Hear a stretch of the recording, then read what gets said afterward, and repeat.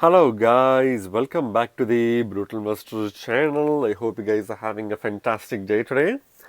In this episode, we're going to talk about yet another project that in my opinion has a really good mid to long term potential, and this project is called Findora or the FRA token, right? Again, as always guys, I highly recommend you guys to do your own research on any of the project we cover on our channel. And for this project, I recommend you guys to go to the website findora.org in order to learn more about this project, right? But before we talk about Findora, I want to talk to you guys about Gateio. Gateio is a centralized exchange that's known for listing low market cap gem tokens way before they get listed on major centralized exchanges such as Binance or Coinbase. What this means is if you have a Gateio account and if you buy these low market cap gem tokens, you stand a chance to make 10, 20, 50 or even 100x gains on these cryptos, right? And if you don't have a Gateio account, I suggest you to use the link in the description to create your Gateio account today so that you can not just get a chance to make some really good gains on the low market cap gem cryptos, you also get to use some of their world leading tools and products such as copy trading, giveaways and NFT boxes in order to make even more profitability as well, right? And by using the link to sign up for a Gateio account, you are also supporting the Brutal Investor channel, for which I thank you in advance. So going back to the Findora token, for the purpose of this video, I'm going to rely on the information presented on CoinMarketCap's page for this token, along with the information presented on the website itself. But this is only going to be a peripheral analysis, which means you need to do your own in-depth research before you put your hard-earned money on this token, right? So what is Findora? Findora is a public blockchain with programmable privacy. So again, if you take a look at blockchain these days, we don't have privacy to an extent where we can technically track people's spendings or a wallet address pretty closely. But Findora is a public blockchain, which means it's decentralized, and it is mainly focused on creating a programmable privacy layer solution, right? So that's the main focus of Findora. Originally conceptualized as a university cryptography research paper in 2017 and finally launched to the public in 2021, Findora utilizes the latest breakthroughs in zero knowledge proofs and multi-party computation to allow users transactional privacy with selective auditability. So if you take a look at this project, it has been, kind of like conceptualized since 2017, and it kind of launched only in 2021, which means it was only launched last year, despite being in the works for since 2017. It basically focuses on using zero knowledge proofs, which is one of the most leading kind of like techs in the blockchain space, to create a blockchain that is also multi-party computational, right? And it allows for transactional privacy, which means any form of transactions will never be traceable within the Findora blockchain, and also allows for selective auditability, which is a key word here because you can technically audit this blockchain selectively without having to get too much given out to the, let's say for example, the person who's auditing could be a government authority or any other party who wants to take advantage of the blockchain, right? So those people cannot access information, and only selective auditing facility capability is available, right? So if you want to learn more information, you can go to the findora.org website, which is basically what we're going to go do right now. So if you take a look at the website itself, it's a pretty cool and clean website. Pretty straightforward in nature, and if you see, this is basically the background itself kind of shows the transaction hash and things that usually happen within a blockchain space, and that's basically what they're showing, which is pretty cool. A public blockchain with programmable privacy, on-chain confidentiality for stable coins, wrapped tokens, NFTs, DeFis, and more. So again, one of the things is that we have a lot of activities happening on blockchains such as Ethereum, Solana, Avalanche, and so on and so forth. And these blockchains are semi-anonymous, which means you can still cyber stalk someone to see who has the highest number of NFTs or highest valued NFTs and what kind of transactions they made and so on and so forth. But that still poses a an opportunity for scammers or spammers to target those wallets with potential fake tokens, or make it seem like those people were buying scam NFTs, but in reality those were actually sent to those individuals, right? So those discrepancies and issues still exist because of the new age problem of blockchain technology. And Findora basically aims to solve this problem by creating an on-chain confidentiality platform, blockchain platform for stablecoins, wrap tokens, NFTs, DeFi, and more, right? So that's their main focus. If you want to build on top of this blockchain, you can click the Build Now button. If you want to join the Discord, you can click on that button here. So obviously, we already discussed this one. So originally conceptualized as a university cryptography project. In 2017, Findora utilizes the latest breakthroughs in zero-knowledge proofs, bullet proofs, and multi-party computation to allow users transactional privacy and selective disclosure and auditability, right? So again, something that we already discussed before. So if you see, this is another cool graphic for the platform here. And if you see, Findora solves the privacy issues inherent in today's blockchain. So obviously, privacy issue is still existent even in semi-anonymous blockchains such as Bitcoin, Ethereum, and several other blockchains that we are familiar with. And Findora basically solves all the current issues that we are currently facing, right?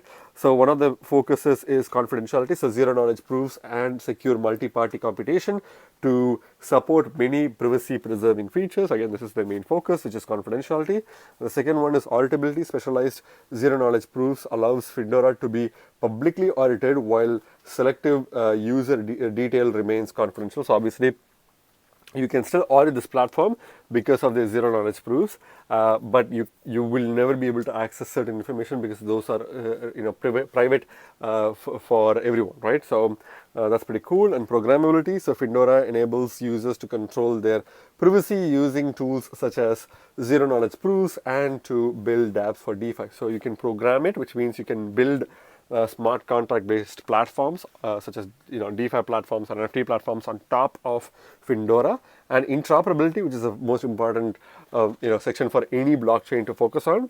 Findora breaks open data silos for easy interoperability between different other blockchains. So obviously, interoperability is the main focus of any blockchain in the current day and age, and Findora is also an interoperable blockchain, making it possible for assets, NFTs, and tokens to move across different blockchains, right? So these are the four main pillars of Findora. So build on Findora. So this is basically a pitch for people who are developers and who want to take advantage of the privacy preserving nature of Findora to build dApps on top of them. So Findora provides you with the tools, documentation, and support to help you build your applications, develop privacy preserving applications on the Findora testnet today. So for developers who want to build their dApps on top of Findora, please use the testnet link here in order to start building right away. And if you scroll further below, they're stating that they're building a revolutionary application. So privacy preserving transparency, which is one of their main focus, private and verifiable computation. So even though it is still private, you can technically verify the computation to a certain extent. Join a network of integrated ledgers. So again, it is a blockchain after all, and therefore there's a integrated ledger system in place as a default. Private tokens, so any tokens that gets built on top of Findora will be private, which means you can't really technically see transactions of a particular wallet, right? And private payments, so this is also obviously possible and linked to the previous section that we discussed. And EVM compatibility, again, this is very important because every blockchain is striving to be EVM compatible, because EVM compatibility is the gold standard of the current blockchain space, and this blockchain is also EVM compatible, right? So if we scroll below, Findora for enterprises. So Findora's enterprise solutions offers private ledgers with modular consensus while providing all the benefits of a public network. So they also have a private enterprise network, blockchain network as well for institutions and enterprises, which again functions as a public network but is fully private and controlled in a centralized manner for companies or organizations that aim to do so. So that's also possible. So you can learn more about that by clicking on the Learn More button here, right?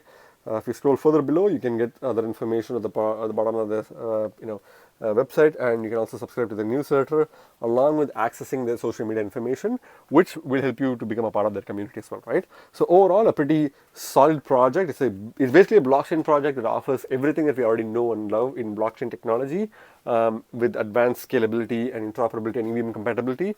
But the main uniqueness of this particular blockchain is it's private, so which means they offer full privacy with auditability and composability as well. So that's their main focus here, right? So going back to the coin market cap page for this token is currently ranked 2,905th by coin market cap based on its market cap, and it's currently trading at 2.2 cents at the time I'm making this video, and it had declined about 28% in the past 24 hours. So this token is in decline, and we'll see based on the charts why and how far has it declined. But if you take a look at the market cap, it seems like the project that is offering so much important features. So in a day and age where we are literally being stalked by apps such as Facebook, Google, Twitter, and so on and so forth, where our privacy is constantly being bombarded, a project such as Findora that's obviously promising to offer privacy-based blockchain solutions to us. And this project only has a market cap of less than $100 million in market cap. In fact, it's $91.485 million, which obviously should be taken with a grain of salt because of the warning sign here. So I think at any given point of time, this project could have a market cap of somewhere between $85 to $95 million, but it's definitely less than $100 million in market cap, right? So this project is considered as a low market cap gem in my personal opinion, and I think this project can continue to explode, considering the fact that there's a lot of new blockchains coming out there that's pretty much doing the exact same thing and mainly focusing on being the Ethereum killer. But this project is mainly focused on giving privacy preserving tools to the users while also giving them the best transactional speeds and low transactional cost as well, right? So that's a very important statement there.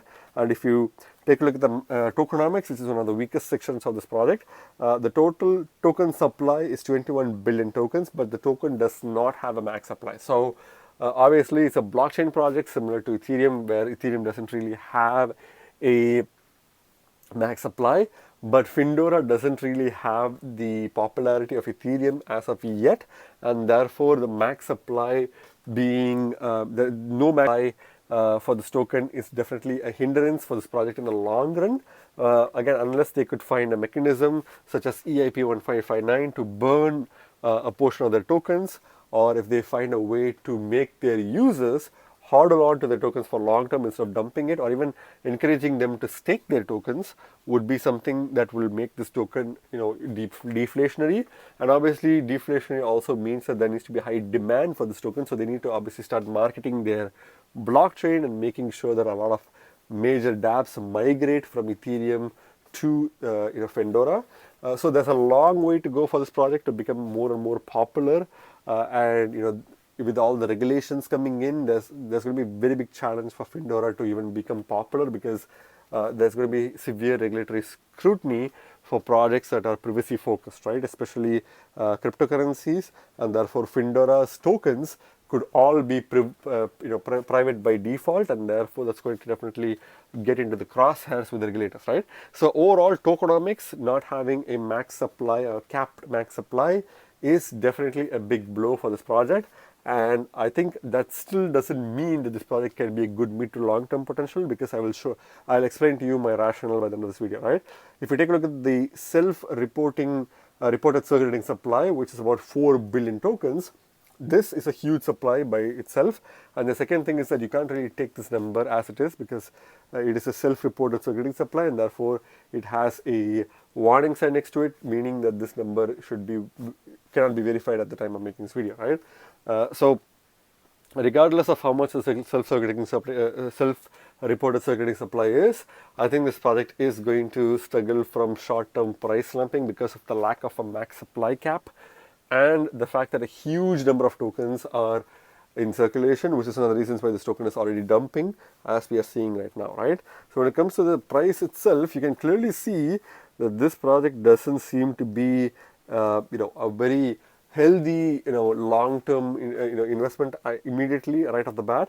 But I disagree with that, and I'll tell you my points right away, right? If you take a look at the price of this token has been trading at 8 cents as of 11th of April 2021, and then it kind of declined. In fact, it kind of crashed violently to reach a price point of about 2 cents per token as of 20th of June 2021. It then was quite volatile, reaching peaks as high as close to 8 cents per token, and then dumps like immediately after that, reaching 2 to 3 cents per token, and then it does the exact same thing again and again and again. You can already see a bouncy pattern where it goes up, down, and now it's kind of in the downward trajectory, right? So the first reason why I would say it's a really good long-term project is because privacy is a very important core concept, right? And the fact that this blockchain is literally built with the principle of focusing on privacy is a very huge thing to focus on. And if you see, this token is trading at its all-time lows right now, right? So even though this project may potentially not be successful in the future, we don't know that. It could be, but it could not also be, right? It is a good project for the short term, at least for now, because you can easily make predictable gains if you know what the next move of this token is going to be, which based on its past history, you can clearly see this token has been going in the upward and downward direction and bouncing off of this 2 cent mark, which is exactly where this token is right now. So the next move that this token is going to make is cross maybe at 3 to 4 cents per token and then dump back down, right? So you could easily make some predictable gains in the short term, but the mid to long term potential is going to be fully dependent on the tokenomics, their marketing ability, and how many dApps get migrated to their blockchain, right? So, but at least for now, it seems like since this is the all-time lows for this token, you can technically do your research, and if you feel like it's a good project to invest in, you can buy this token, right? Again, this is not financial advice. When it comes to the Bitcoin comparative, again, Bitcoin comparative is so volatile. In fact, in some cases, it's even more volatile and more aggressively volatile compared to the dollar comparative. So I just want to let you guys know that Bitcoin comparative may be one of the riskiest tokens to buy this project with. So I would not recommend Bitcoin comparative or buying this token with Bitcoin Satoshis or Bitcoins itself, right? Because you could lose a lot of money if you don't know what you're doing, right? So be very careful of that. But when it comes to the price point itself, you can clearly see that this token was initially trading at 1100 Satoshis per token, but then it dumped down right away, reaching a low point of about 481 Satoshis, and then went back up, crossing the 898 Satoshis before going back down to a relative lows of 320 Satoshis per token, and then it was bouncing back and shooting back and forth like pump and dump, and now it's currently trading at around 459 Satoshis per token. Again, not its all-time lows, but it's close to its all-time lows, and the next move could be going upwards, right? But again, as I said, Bitcoin comparative is not for majority of the people, so be very careful. I suggest sticking to the dollar comparative instead of Bitcoin comparative, right? But again, this is not financial advice. Please do your own research, right? When it comes to the markets itself, you can obviously buy this token with Gateio, which is one of the most leading cryptocurrency exchanges that's known for listing low market cap gem tokens before any major centralized exchanges can list this token. And thereby, if you have a Gateio account, you get a chance to make some really good gains. If you don't have one, I suggest you to use the link in the description to set your Gateio account today so that you can make some really good gains and at the same time get a 30% trading fee rebate on any cryptos that you trade as well, right? And by using the link to sign up for a Gateio account, you are supporting the Brutal Investor channel, for which I can advance. Apart from that, the top other exchange that listed FRA tokens are KuCoin, right? So KuCoin is also a really good exchange, but I wouldn't really suggest you to go below Gateio or KuCoin because these exchanges don't really seem to be having a lot of volume for this token, right? So always stick with Gateio and KuCoin for this token, right? So what's my final verdict on this token, guys? Again, there's going to be a lot of people who'd be thinking that this is a very inflationary token with no max supply or supply cap, and it is a token that's dumping consistently.